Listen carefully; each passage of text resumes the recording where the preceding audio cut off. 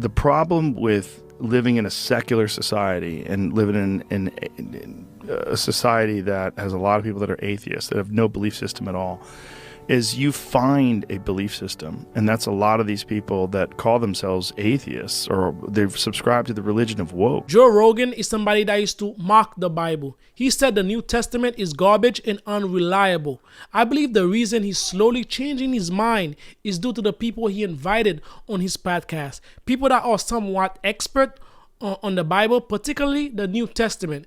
I want you to see this recent podcast he had with this NFL player. I don't know this guy. I'd never seen him before. I don't know his name. With that being said, let's dive into the video. Don't you think there has to be some sort of field of value that can orient people into like, hey, let's do things a little bit better because these things actually matter. There is right and wrong. There is morality. There is certain, like...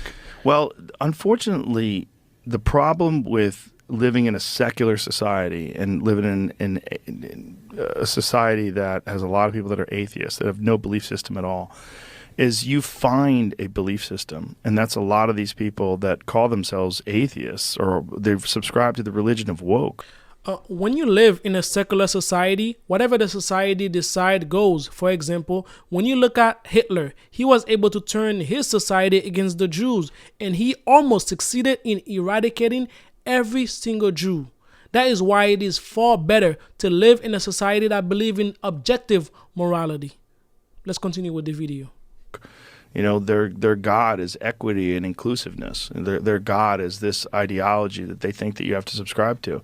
And that's why it's spooky, because people, human beings, seem to have a very strong desire for some sort of order and form and some sort of pattern that they can follow that seems to be the right way to go. And they can be led by cults, they can be led by groups of people, they can be led by, you know, intolerant governments and evil armies and corrupt politicians. They can be led.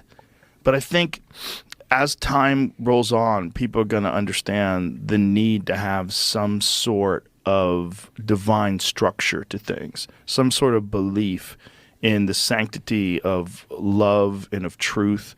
And a lot of that comes from religion. A lot of people's moral compass and the guidelines that they've used to follow to live a just and righteous life has come from religion.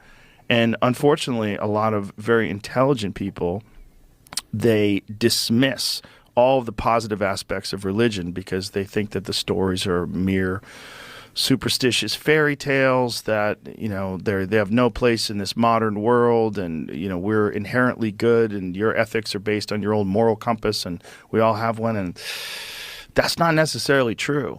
We need Jesus. I think, for real. Like, if he came back now, it'd be great. Like, Jesus, if you're thinking about coming back right now, now's a good time. Yeah, pretty soon. Yeah, now's a good time. Well, there's a lot of people that think that might be coming. Well, it might be. Mark of the beast. If there is the Christianity part and Jesus wants to come back and save everything, it'd be good right around now. Yeah. Like, don't wait till the election.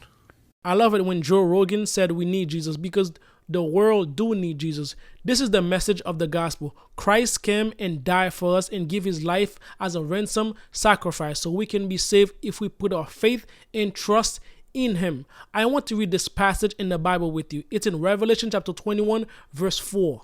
It says, "He will wipe every tear from their eyes, and there will be no more death or sorrow or crying or pain. All these things are gone forever." This will take place when Jesus Christ returns a second time. So I encourage you, put your faith in Christ. And I'll see you on the next video. Take care.